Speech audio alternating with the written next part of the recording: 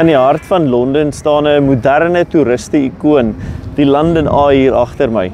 Hierdie reusagtige wiel wat sag draaiend teen die horison beweeg, laat duisende mense daagliks toe om bo die stad uit te styg en van daar af te kyk. Indien jy bereid is om een van die te wees wat natuurlik opklim.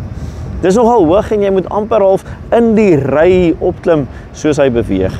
Dit beweeg alhoewel nie vinnig nie, inteendeel, dit is stadig, amper statig, maar juis in daardie stadige draai lê die krag en die mooi.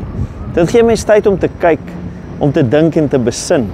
En soos die wiel draai, verander jou perspektief. Jy sien dele van die stad wat jy nog nooit voorheen raak gesien het nie.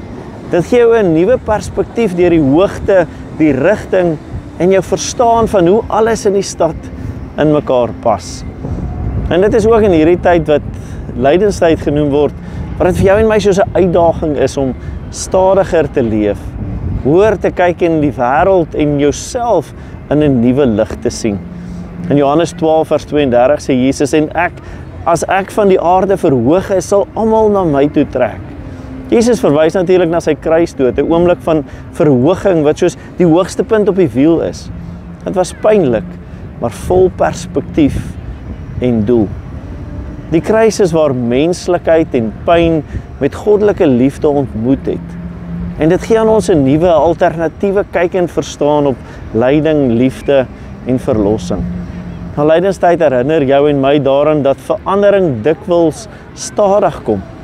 En soos die London Eye nie hastig is om sy ronde te voltooi nie, maar aan sy passasiers die beste geleentheid bied om Londen in 'n nuwe lig te sien, moet ons ook nie God se werk in ons lewens aanjaag en haas nie.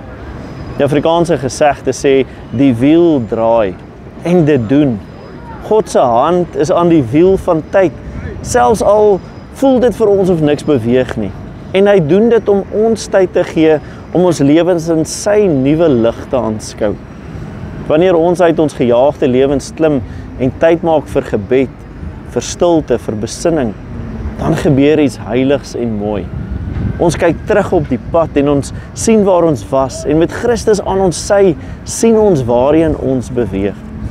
Soos die filosofie ons leer, dieper insig kom nie in die storm van spoed nie, maar in die stilte van die hoogte. Wanneer jy die pad van geloof stap in Jesus Christus se naam, dan kan jy werklik sê, ek het gesien, ek het besin, ek het 'n nuwe perspektief ontvang.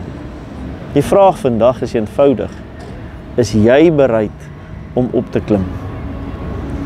Here, ons almagtige God en Vader, bring my tot stilstand in U teenwoordigheid. Leer my om op te kyk, stadig te beweeg en diepte te sien. Help my om U hand in my lewe raak te sien, selfs wanneer alles stil of stadig voel. En gee my moed om op te klim. Vertroue om te kyk en geloof om U perspektief te ontvang en te aanvaar. Amen. Dankie dat jy vandag ingeskakel het en ek hoop en vertrou dat lydenstyd en hierdie boodskap vir jou dalk 'n nuwe perspektief kan bring. En ek wil jou aanmoedig, gaan deel dit met hulle wat soms sukkel om op te kyk en iets nuuts deur hulle geloofsoë raak te sien. Tot volgende keer. Totsiens.